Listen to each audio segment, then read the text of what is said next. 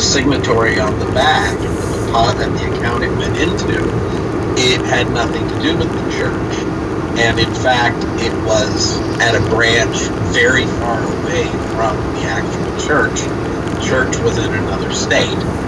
And so that set her down a path of trying to figure out what was here. And she found on that account that the person had opened it up with a Romanian passport, which again is odd. And the more she looked into it, the more of these accounts opened with Romanian passports she found, and for all sorts of different people. In the end, there were 200 accounts that had been opened at this one branch, and there was a bank manager there who was being bribed by the gang to overlook the fact that they were using what ended up being fraudulent Romanian passports, and they stole almost $2 million from churches around the country and used drop accounts in this tiny little bank in outside of Baltimore to convert the stolen checks into cash. So it's been a long time since I actually walked into a bank to open a new checking account. I think the last time I got a new account, I did the whole thing online, which felt very convenient. Maybe I had to scan my driver's license, but I'm not sure I remember that. What kind of ID is required to start a new account at a typical bank? Well, if you go into opening an account on a phone, that is the most common way these criminals open drop accounts, because it does decrease the amount of identification, the amount of review. Nobody sees who you are. And so what they're able to do is create a fake driver's license or create a fake passport, which is shockingly easy to do. In fact, if you go to the article on The Conversation, there's a video of them creating fake driver's licenses, and it takes about 20 seconds. And banks have found that if it takes longer than about 2.5 minutes to open an account, people drift away. They stop midway. And so about 2.5 minutes is how long the process is, which means they're cutting a lot of stuff out of the process of opening a bank account. So there are these criminals. We've seen them open 400 accounts in one night, and it's pretty horrifying. But the banks know that if they make it more complicated, if they stretch out the application time, that legitimate bank customers will go somewhere else. They'll go to another bank, and that another bank that does it faster. And so that's the competition. It's a race to the bottom. So if a check, for example, that like your grandma wrote to her church for $20 gets stolen by these folks and entered into a drop account, is it ultimately your grandma and her church that are the ones losing out, or does the bank hold some responsibility for that? Well, both your grandma and the church have been robbed because she had an intent to spend money on something and didn't get to, and the church was supposed to get money for its activities and didn't get it. And that also frequently has been creating distrust, and people are cutting back on their contributions to charitable organizations. And so the banks themselves don't necessarily have the problem of losing money unless the check was drawn on a bank that says, wait a minute, now we're on the hook for this because this was stolen. Well, actually, no, I'm sorry, that's incorrect.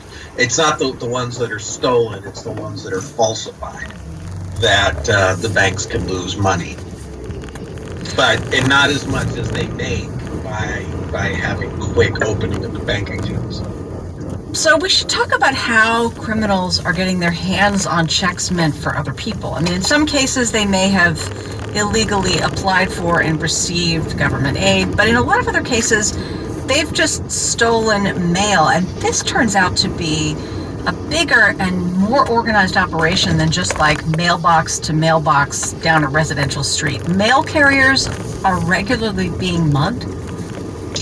Mail carriers are having what's called their arrow keys robbed, stolen from them. And so there are a lot of robberies on the streets to get this arrow key, which then is used to open hundreds of those blue box, public mailboxes.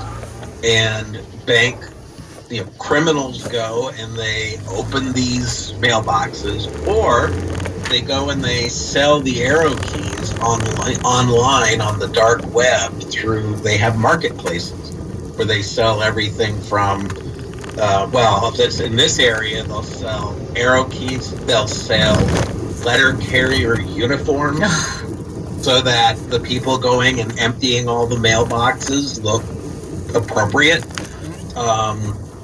And once they go through there, they're able to sift through, get all the checks. They have a means of what's called washing the checks, where they actually are able to make the ink, the written ink, disappear, and then fill out the check again for any sum they want, and then go and deposit it in a fraudulent account where they can then withdraw the money. So is there just like a single master key that opens every blue letterbox in the country? There is a single master key that opens up every letterbox in an area in the country, which is why so many letter carriers are being robbed. And it's hundreds on every single day. There is a letter carrier robbed for an arrow key somewhere in the country. Because, if I was to steal one in New York City, for instance, I would gain access to about 600 of these blue box mailboxes. But I wouldn't gain access to, if I stole it in Manhattan, I wouldn't get access to any in Brooklyn. If I stole one in Dallas, I wouldn't get access to any in Fort Worth. And so people are robbing different mail carriers based on the area in which the arrow key works. So obviously, people who are robbing these mailboxes are looking for envelopes that might contain checks, but they're also grabbing up, credit card statements, bank statements. What other kind of information is valuable? Anything financial. And anything that contains a lot of data about your identity, because then they are able to go onto the dark web and get more information about you. Or there are subscription services where they are able to download, find your social security number, find all the information they need to open an account. One of the things that we saw in one of the dark web marketplaces was a video of somebody showing off as he opened a rating agency's system for getting comprehensive information about individuals. And that system has pretty much everything. I mean, it's sort of shocking how much it has. And once they get into something like that, that's it. They have taken over your identity. And then it's not, for anyone who's been through this, it is not an easy process to convince everybody, all the financial entities involved, that you're not the one who opened these credit accounts, opened these bank accounts. That can be a real life disruptor for people. Oh, and it's far more complicated. I mean, there are so many different crimes.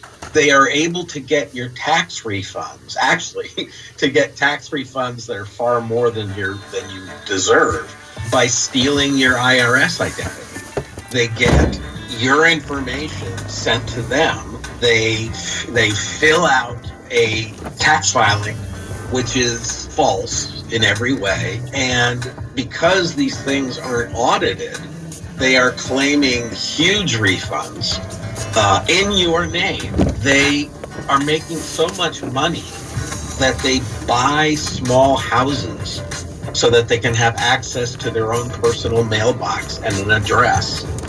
My guest is Kurt Eichenwald, Senior Investigative Editor at The Conversation, which published his recent article, Heists Worth Billions. We'll be right back.